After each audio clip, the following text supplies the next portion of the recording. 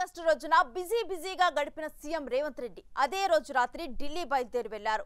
Foxconn chairman తో భేటీలో పాల్గొన్నారు. ఫ్యూచర్ సిటీ గురించి వివరించారు. పెట్టుబడులు పెట్టవలసిందిగా ఆహ్వానించారు.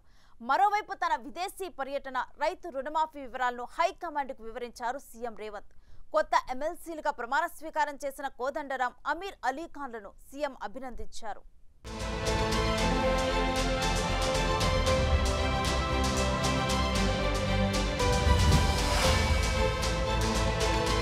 ఈ నెల 15న రాత్రి ఢిల్లీ వెళ్లిన సీఎం రేవంత్ 16న హైకమాండ్ పెద్దలతో భేటీ అయ్యారు. 2 లక్షల వరకు రైతు రుణమాఫీ అంశంతో పాటు తన విదేశీ పర్యటన గురించి ఏఐసీసీ అధ్యక్షుడు ఖర్గేకు రేవంత్ వివరించారు. వరంగల్లో జరిగే రైతు రుణమాఫీ సభకు సంబంధించి సోనియా, రాహుల్ గాంధీ రాకపై చర్చించినట్లు చెప్తున్నారు. రాష్ట్ర సచివాలయం ముందు ఏర్పాటు చేసిన రాజీవ్ గాంధీ విగ్రహావిష్కరణ అంశాన్ని కూడా ఖర్గే దృష్టికి సీఎం తీసుకెళ్లినట్టు తెలిసింది. ఆ తరువాత కాంగ్రెస్ ప్రధాన కార్యదర్శి కేసీ వేణుగోపాల్ ను సీఎం రేవంత్ మర్యాదపూర్వకంగా కలిశారు. ఇక ఇదే ఢిల్లీ పర్యటనలో ఇటీవలే తెలంగాణ నుంచి రాజ్యసభకు నామినేట్ అయిన అభిషేక్ మను సింఘ్వి సీఎం రేవంత్ తో భేటీ అయ్యారు. కేకే రాజీనామా చేయగా ఆయన స్థానంలో ఖాళీ అయిన రాజ్యసభ సీట్ను సింఘ్వికి ఇచ్చింది కాంగ్రెస్ హైకమాండ్.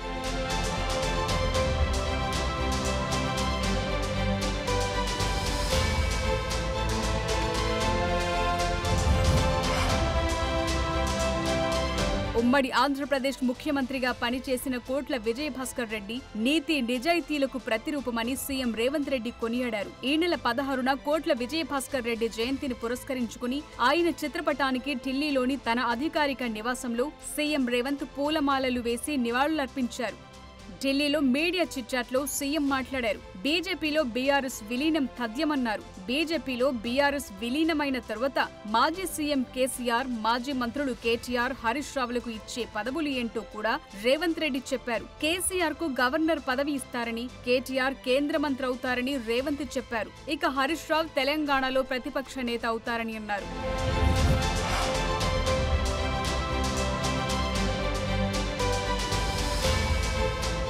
ఢిల్లీలోని అధికారిక నివాసంలో సీఎం రేవంత్ రెడ్డిని అంతర్జాతీయ దిగ్గజ పారిశ్రామిక సంస్థ ఫాక్స్కాన్ చైర్మన్ యాంగ్ లియు, వారి ప్రతినిధి బృందం మర్యాదపూర్వకంగా కలిశారు. తెలంగాణలో కొత్త పెట్టుబడుల విస్తరణ అంశంపై ఫాక్స్కాన్ టీంతో ముఖ్యమంత్రి రేవంత్ చర్చలు జరిపారు. ఈ సమావేశంలో సీఎం వెంట పరిశ్రమలు, ఐటీ శాఖ మంత్రి శ్రీధర్ బాబు, ఉన్నతాధికారులు పాల్గొన్నారు. తెలంగాణ ఆర్థిక వ్యవస్థకు ఊతమిచ్చేలా పెట్టుబడులకు అనుకూలమైన కొత్త విధానాలను తమ ప్రజా ప్రభుత్వం అమలు చేస్తోందని, అంతర్జాతీయ అవసరాలకు తగ్గట్లు హైదరాబాద్ శివారులో 4th సిటీని నిర్మిస్తున్నామని ఈ సందర్భంగా CM Revanth Reddy Foxconn chairman Young లియుకి వివరించారు. 4th సిటీలో ఫాక్స్కాన్ సంస్థ కూడా పెట్టుబడులు పెట్టాల్సిందిగా సీఎం ఆహ్వానించారు. అటు ఫ్యూచర్ సిటీగా 4th సిటీ రూపకల్పనలో సీఎం రేవంత్ దార్శనికత, పారిశ్రామిక అనుకూల విధానాలు తనను ఎంతగానో ఆకట్టుకున్నాయని ఫాక్స్కాన్ చైర్మన్ యాంగ్ లియు అన్నారు. 4th సిటీతో పాటు పారిశ్రామిక అనుకూల విధానాల్లో సీఎం రేవంత్ విజన్ అద్భుతంగా ఉందని కొనియాడారు. సాధ్యమైనంత తొందరలోనే హైదరాబాద్ ను సందర్శిస్తానని ఫాక్స్కాన్ చైర్మన్ అన్నారు.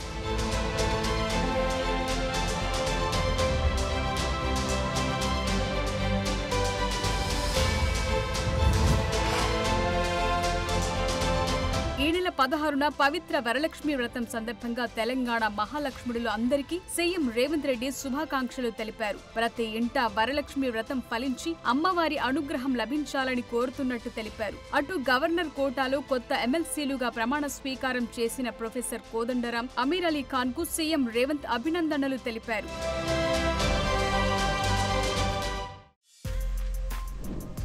For more videos like this, subscribe Big TV channel.